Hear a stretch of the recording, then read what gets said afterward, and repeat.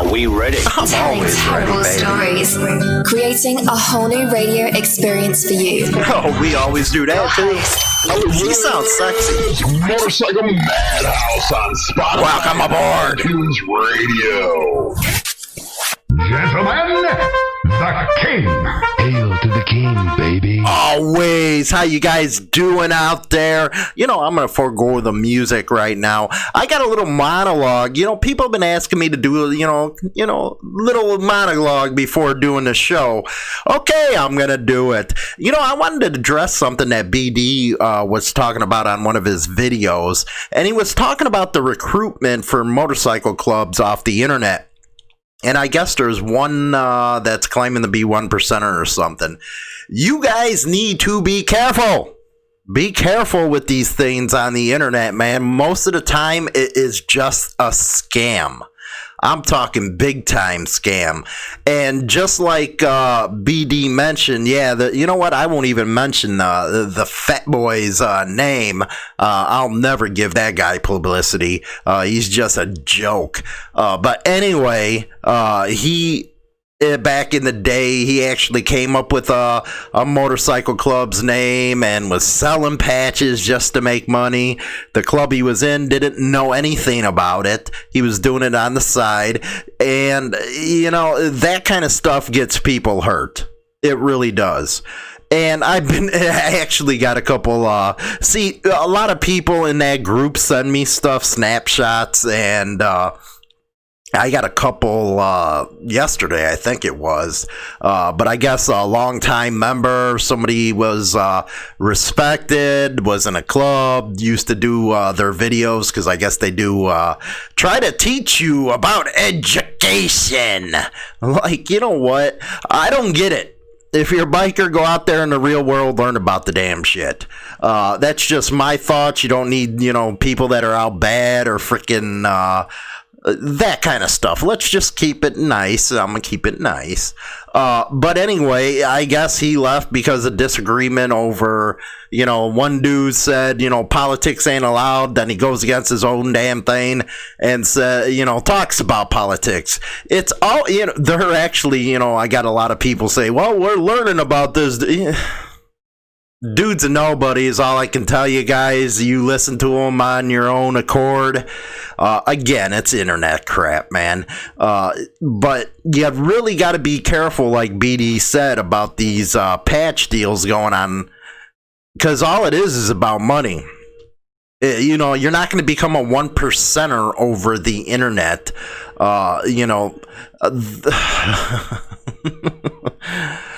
It just amazes me how people will actually go to that type of stuff. Are you that hungry for attention or want to belong to something that you would take a risk with your personal safety to do something like that? It's worse now with the internet than when he was doing it, because there was really no way of doing it on the internet back then. It was just a new thing, the internet coming around. But he used to go around saying, well, I got this other club to act like this one when they're coming up. He talks about it in the stupid ass book of his, which is 90% freaking lies. But anyway, watch what you're doing out there. Go over, listen to BD and what he had to say about, that whole thing. For those that don't know who BD is, man, he was a national forever with a club that was around since the 70s. And I think something must have happened where he seen something and he started covering this crap. And he was like going, man, you know what? I got to hats off to you, BD, for bringing it up, man. Because you're right. More shows like ours should be exposing these type of people because it keeps people safe. That's what I got to say on that thing. But it is kind of funny that they say one thing, then they do another, then people start realizing, hey, what kind of joke is this kind of stuff?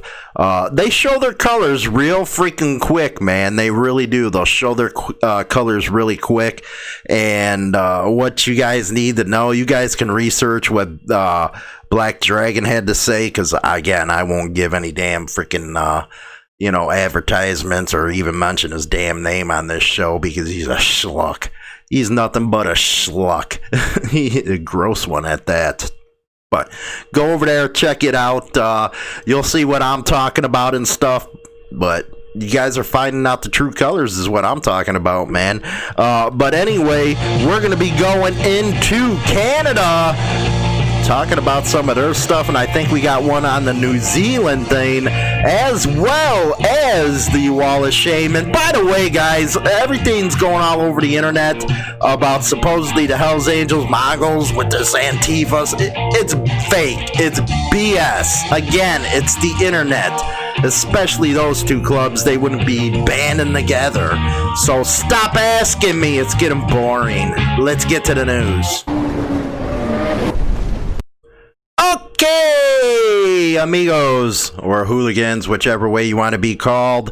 The Globe and Mail.com. That's kind of interesting name out of British Columbia. Yes, we are going north to the border. Oh boy, did I get it from my Canadian people up there.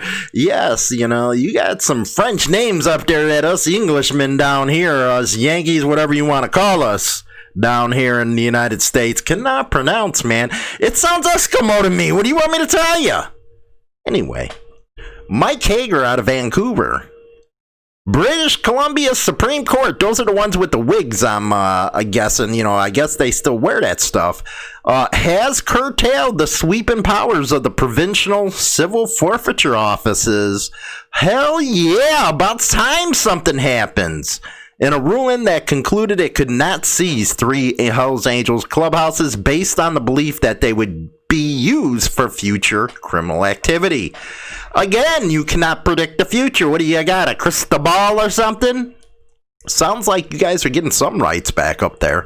In a 321-page decision released last week, Justice Barry Davis struck down a core provision of the Provincial Civil Forfeiture Act as unconstitutional. One of these days I'm going to actually have to read some of your Constitution, just see where we differ and stuff from you to the United States. And I know it's a different culture up there and stuff, but it's pretty cool learning that kind of stuff. I like history. Anyway, ruling that the office's targeting of the property because it is likely to be used to commit crimes in the future intrudes in the criminal law. Quote, the exclusive jurisdiction of the federal legislator.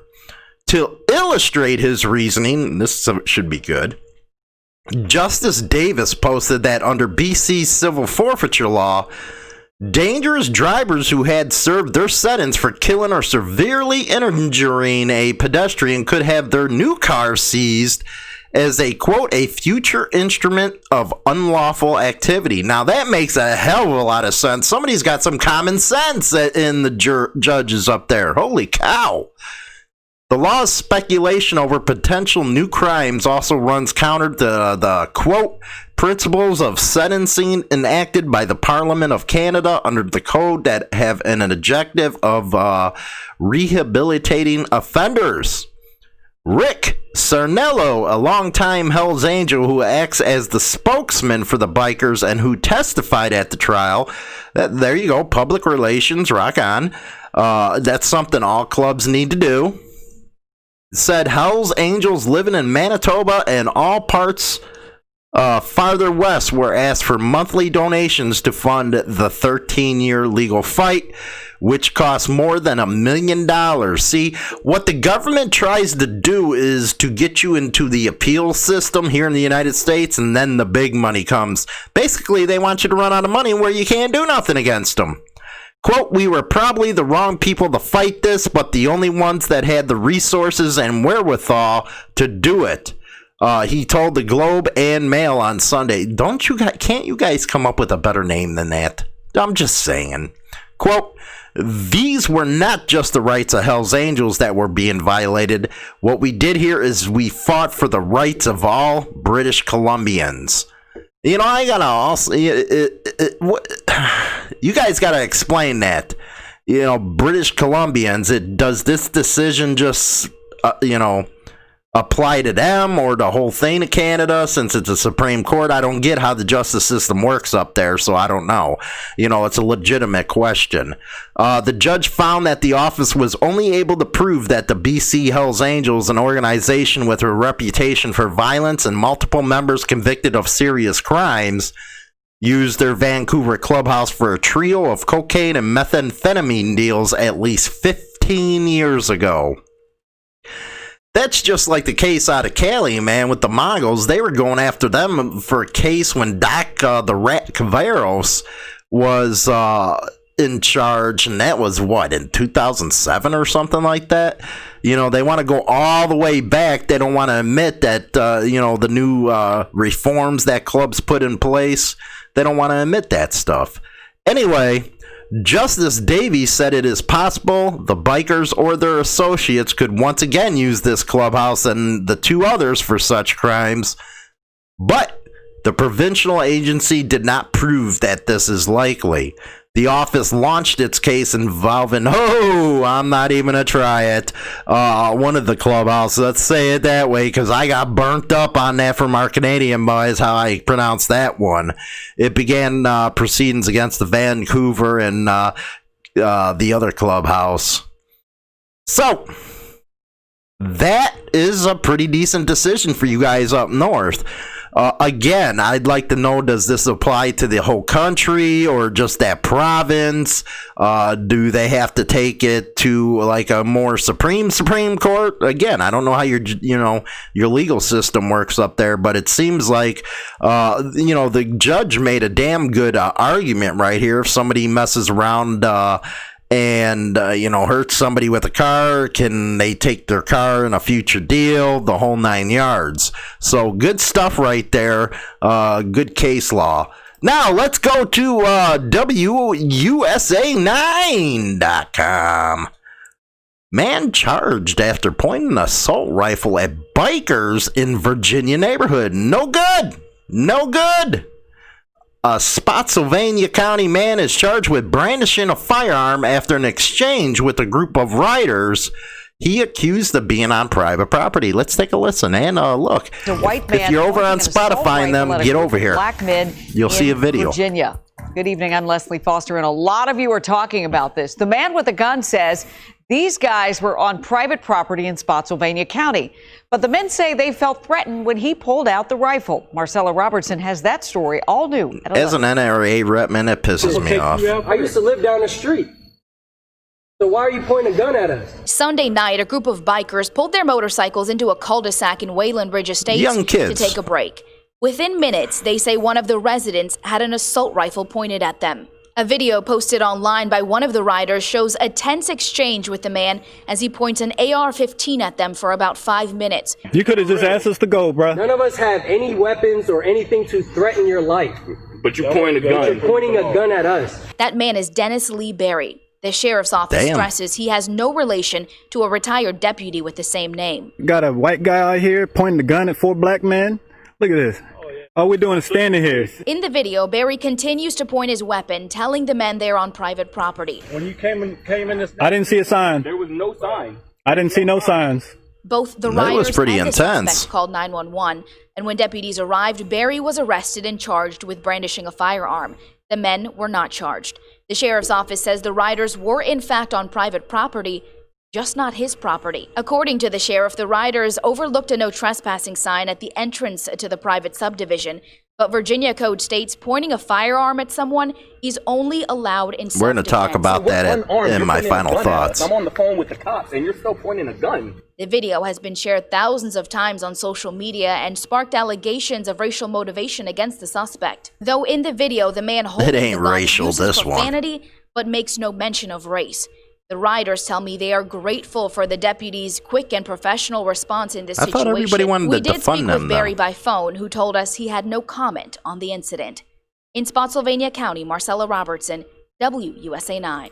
Again, in my final thoughts, I want to address that one because what's going on in this country, you're seeing a lot of people starting to get real nervous and start fighting back, man.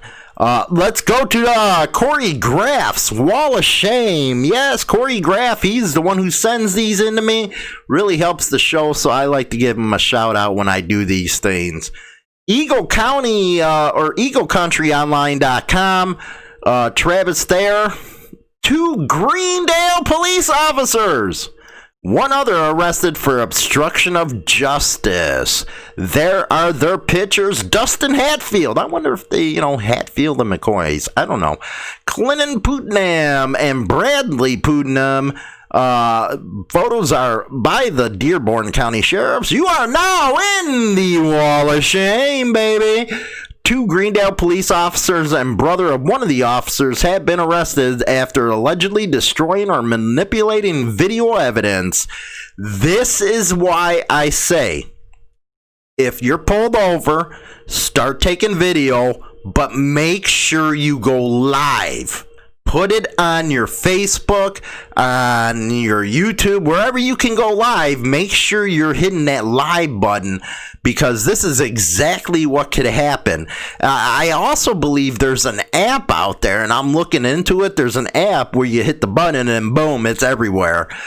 So it can't be destroyed like this. Dustin Hatfield, 32, and Clinton Putnam, 34, were placed on administrative leave in January amid allegations that they destroyed or erased evidence and were dishonest about it. Oh, no, not that. No, they're never dishonest. Tuesday night, Hatfield, Putnam, and his brother Bradley were taken into custody. Though through the course of the investigation, Indiana State Police learned that Dearborn County Dispatch received a 911 call on December 26th from the boat docks behind McDonald's in Lawrenceburg. The caller said they witnessed a cop down here that put a bunch of teenagers in a car and is doing burnouts all over the parking lot. Lawrenceburg police responded to the call. A day later, Hatfield allegedly called one of the responding officers and explained that his sister, who lives out of town, has 2 foreign exchange students, approximately 15 and 17, staying with her, and they wanted to see and drive a police car. That's innocent right there. Even I can say that. Hatfield, who was off duty during the incident, called on-duty officer Clinton Putnam to meet at the boat docks. According to the probable cause affidavit, the girls entered the car, and Hatfield confirmed the emergency lights were activated. Hatfield told police the girls exited the vehicle before any burnouts were done, and that he did believe his actions were a big deal, as the boat ramp is where the department held their evasive driver training. They requested Putnam to remove the SD card from his in-camera deal and bring it to the PD for review. Court documents show that Hatfield asked another Greendale police officer to replace the SD with a fried car. Oh, that's how you guys do it. Something as innocent as that, you guys freaking screw up. Anyway, we got one more here with the Wall of Shame. Detroit police investigating Greektown arrest for use of excessive force. There is a video right here being shared. But we're going to begin with Detroit police confirming they have launched an investigation into this altercation involving 2 officers in Greektown. Glad you're with us for Local 4 News at 5. We are told they are reviewing the video that you just saw to see if the officers involved followed proper protocol. Get on the radio over here. And, if you're on the radio, get over here. You'll see it. Was a domestic violence call, right? Yeah, Devin and Kimberly, police are saying that this was a totally isolated incident that had nothing to do with the protest or protesters. We're told originally it was a man and a woman that got into it, and that's when those police officers stepped in. About 100 people down there. Everybody seen it. It was crazy. It's the video being shared on social media showing a woman being manhandled by a Detroit police officer. I don't know. He just you moved him, and there was a woman. Police officer to the ground, and then after that, it was chaos. But now the officer involved is under investigation as police work to get to the bottom of if his actions were necessary. Feel me? You the police and somebody hit you, but I don't really think he needed to use all of that force. The turmoil was captured on cell phone video just Sunday night by slug the officer following a fight between a man and a woman. An officer comes in to break up the altercation. Watch closely. The woman involved is seen throwing the first blow, striking the officer, sparking the response. He probably was irritated because there was a lot going on. You feel me? He was probably irritated. Well, he just got the shit slapped out of him. What do you think he's going to do? You know what? I have to freaking, I'll never say this again. I actually have to agree with what happened. Then he said, I really didn't agree with that. She ain't do nothing. She was just right there for her friend. Didn't do nothing my ass. She slapped the shit out of him. Taken away. A spokesperson with the police department tells Local 4 that they take all allegations of excessive force or There you go on that one. Yeah, you really got to see this one if you're over on the radio to make your... Everybody has to make a choice on that one. You know, he did get the hell slapped out of him. And, you know, I don't care what people say. I don't care if it's a woman or not. You slap me, you're going down like a man. Anyway, let's go over to New Zealand for our last article before my final thoughts. Wanted! Dangerous Mongols gang member Brody Collins Haskins wanted by police by Anna Lisk. Police are hunting a patched Mongols gang member who is wanted for a raft of alleged violent and dangerous offending. Australian national Brody Collins Haskins has a number of significant warrants out for his arrest for alleged offending, including assault, possession of illegal weapons, supplying methamphetamine, and money laundering. Police believe that Colin Haskins is actively avoiding arrest. I'm just going to stop there. Collins Haskins is a patch member of the Mongols. Over recent weeks, police have arrested 5 people linked to organized crime group in relation to serious drug dealing and firearms and money laundering offenses. Then he goes on, considered dangerous, blah, blah, blah. No, I will not give any of the phone numbers out. Cops can do their own damn work. I'll see you after this deal, man, with my final thoughts. In your face, all over the place. We're online 24/7. 24/7. This station is now the ultimate power in the universe. Hollywood's Motorcycle Madhouse on Spotify and iTunes Radio. Okay, before we go on to my final thoughts, don't forget to visit us over on HarleyLiberty.com for your daily biker news. Subscribe to us on YouTube, Facebook, Twitter, Instagram, and Pinterest. And you can listen to us over on Apple Podcasts, Player FM, Stitcher, Spotify, and all the big ones, baby. We're everywhere. So my final thoughts about that second story about the guy pointing the gun at the group of bikers. Now, one of the things that it said in that article was there was a protest there. They were trespassing on property. People right now are actually really nervous with what's going on in this country. I believe it's in Ohio that they had 80 protesters show up. And about 700, there was Bikers for Trump there. There was 3 Percenters there. And a lot of other groups were there. Baseball bats, everything ready to go. Yeah, it's getting dangerous out there. And I think that's why a lot of people are on edge. And that's what you've seen in the video. Because there was a prior protest and they did trespass.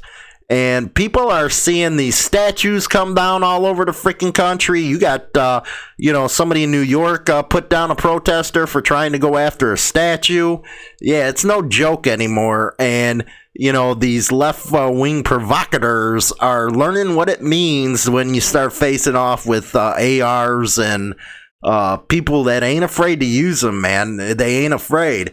It's funny. They got all this thing about defund this, defund that.